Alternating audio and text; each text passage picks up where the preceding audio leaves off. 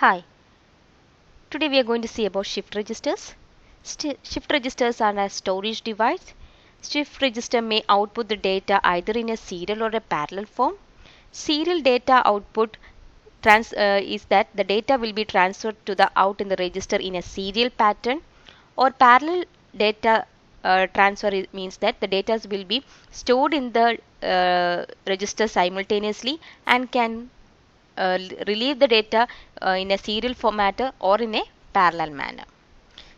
So, shift registers is related to a counter.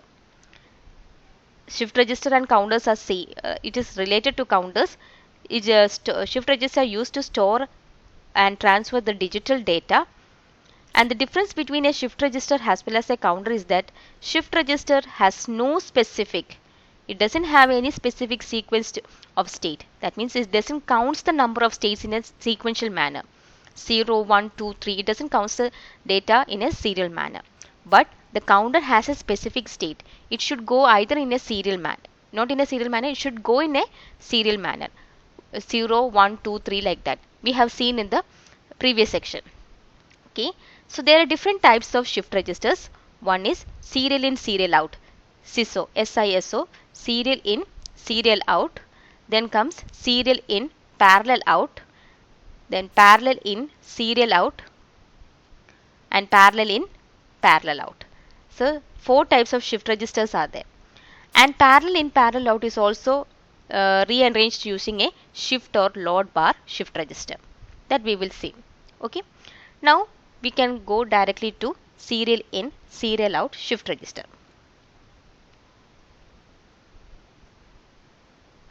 We can see the working of a serial in, serial out shift register. Okay. In a serial in, serial out, let us take a 3-bit data. So 3 flip-flops will be connected in a serial manner. This is a serial in, serial out shift register.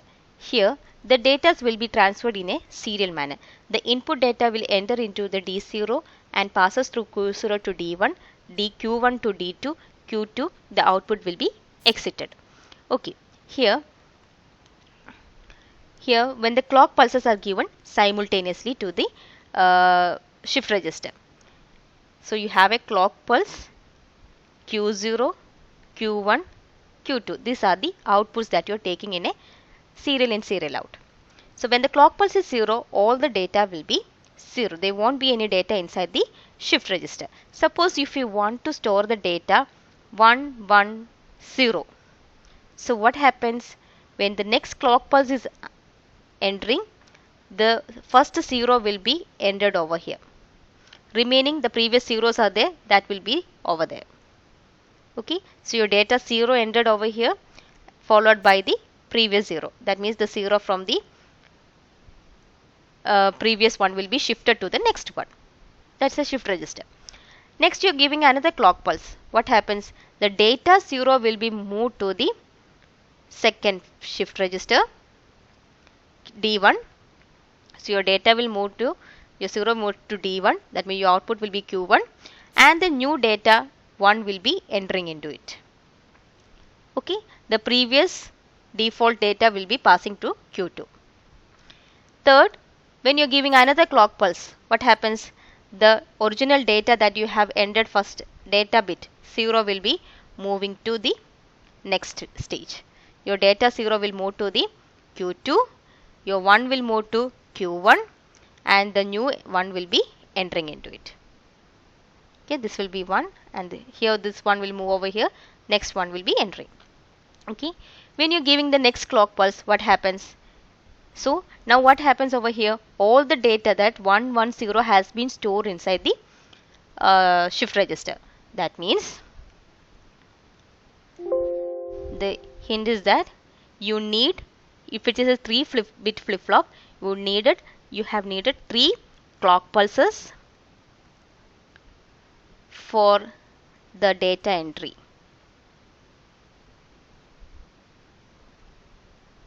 For entering the data into the shift register, you needed 3 clock pulses. With the help of the 3 clock pulses, all the data 110 has been, not Q1, this is 1, okay.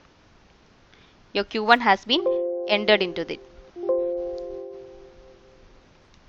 Next you are giving the, so you want to exit the data from the Q2. Your output should come over here. Now all the bit data has been stored inside the register. Now you want to exit all your data. So what happens? You have giving the next clock pulses. So when the next clock pulse happens, what happens? The data 0 will be exited out, will get out, and next the 1 will be moved to the last position. Your first position Q1, Q0 will move to Q1, and the Q0 is vacant. A default 0 will be entering over there. So similarly, when you're giving the other clock pulse, what happens? 1 will be exiting, 1 0 0, and next clock pulse your other one will be also exiting out, so you will get 0 0 0.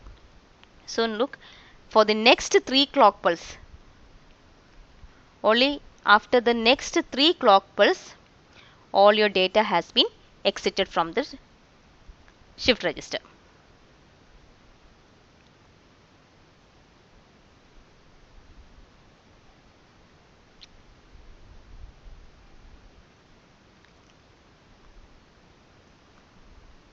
So for entry you need 3 clock pulse, and to exit the data you also needed 3 clock pulse. Totally you needed 6 clock pulse for a 3-bit flip-flop. So what happens if you're connecting a 10-bit flip-flop? You need 10 clock pulse for the data entry and next 10 clock pulse for the data to exit. So that is a very tedious thing, and it is a drawback of the SISO flip-flop. So, and the flip-flop has been given, that is SIPO, serial in parallel out. Here in serial in parallel out shift register, all the sequence has been connected. Your serial input, your input will be passing in a serial manner, where your output will be in a parallel manner. Okay, so for the first clock pulse, when clock pulse is 0, no data will be passing. When you're giving the first clock pulse, your first 0 will be entering over here, and the default will be moving to the next shift registers. When you're giving the second clock pulse, what happens? This data 0 will be moving to the next flip-flop, and a new data 1 will be entering into it. When you're giving the third clock pulse, your data 0 will be moving to the last flip-flop, and data 1 will be moving to the second flip-flop, and a new one will be introduced over here. So now using 3 clock pulses, what happens? Your data has been entered.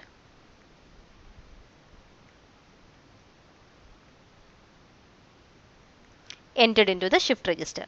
Now it is a parallel output. So what happens? In the next clock pulses, your data 1 will be exiting from here, your 1 from Q1 will be exit from here.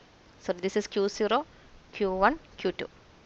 Okay, and for the next clock pulse, what happens?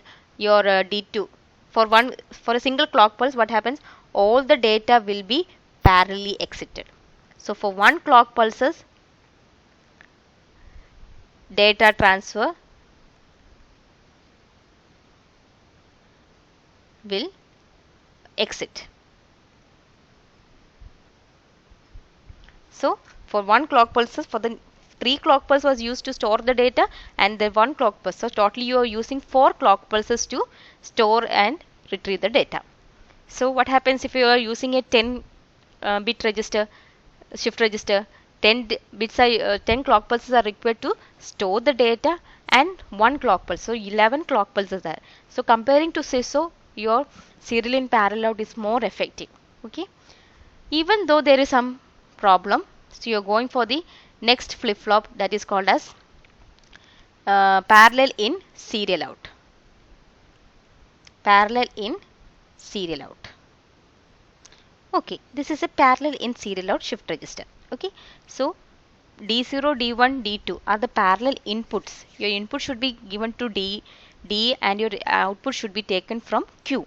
Okay, so this is a parallel input. All the data that you want to store 110 over here. So the data will be parallelly inputted into the shift register using the D0, D1 and D2. And the data should be shifted in a serial manner to exit the data. So clock pulse is 0, or everything will be 0. clock pulse 1, what happens? For giving a single clock pulse, all the data, your data will be stored inside the register. So you will get 110. Now what happens? You want to shift you want to exit the data. So you will give another shift clock pulses. The 0 will be exited, 1 will be moving to the last position, 1 to the second position, and the initial state will be 0. Next clock pulse, your 1 will be exited out, your next one will move to the last position, your 0 to the second position, and the first position will be 0. Again, when you are shifting, what happens? 0, 0, 0, your 1 will be exited. So you will exit all the data. Here, what happens? When you are giving one clock pulse, data will be entered, data for data entry,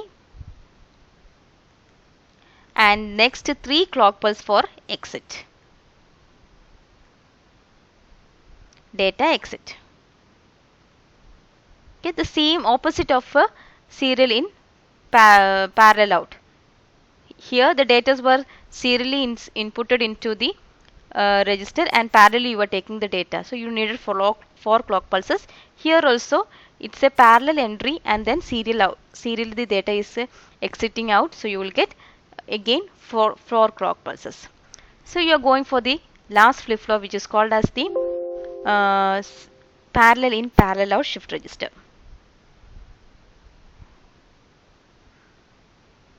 And this is your parallel in parallel out shift register.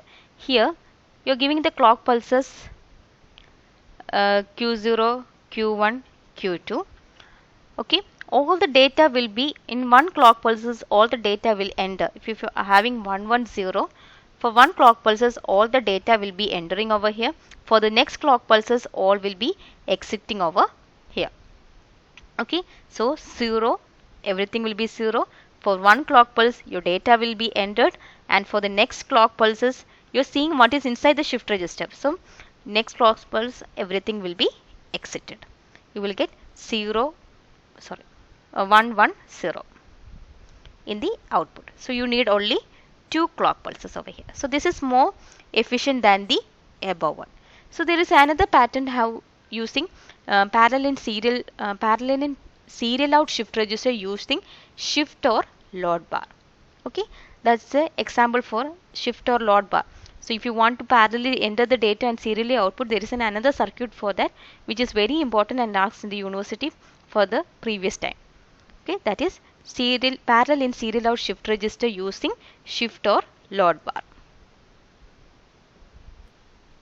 Here parallel in serial out shift register using shift or load bar. This is the figure of a parallel in serial out. All the data are entered parallelly into the shift register using A, B, C and D. Suppose if you have a data 1101, for one clock pulse, when you are substituting one clock pulse, as well as the shift or load bar is low. If it is low, if this is low, shift or load bar is low, this load bar, so 0, if shift you are giving 0 over here, load bar will be 1, that means high. So what happens? High means all the data inputs that you are entering into over here will be stored in one clock pulse. All the data will be entered into the shift register. So and D, it is given here, when the load or shift bar is low, that means this is low, this will be high, data input will be entered into the shift register, data entry will be performed over there. At the same time, G4, G5, G6 other flip AND gates G4, G5, G6 will be disabled. Okay, and when you're giving this as 1 means this will be 0, your load or shift will be 0, and the data, that means 1, that 1 will be passing over here. Okay, so your G4, G5 and G6 will be enabled, and this will help the data to shift from one stage to another. So your data will be shifted from one stage to another. That means, okay, when this is 1, this will be 0. So no load will be entering data. Load is for entering the data and shift is for shifting the data. So for when it is 0 this will be activated, and when it is 1 this line will be activated. So what happens when it is 1? What happens? Your this is a D flip flop, so suddenly the data will be moved from here to G4. Okay, and this is 1, so your 1 and 1 AND gate, it will be 1 over here, and this your B already has been, this will be shifted to the next position, so this will be 1 over here, this will be 0 into 1 0, and your first output will be exited over here for the first clock pulse.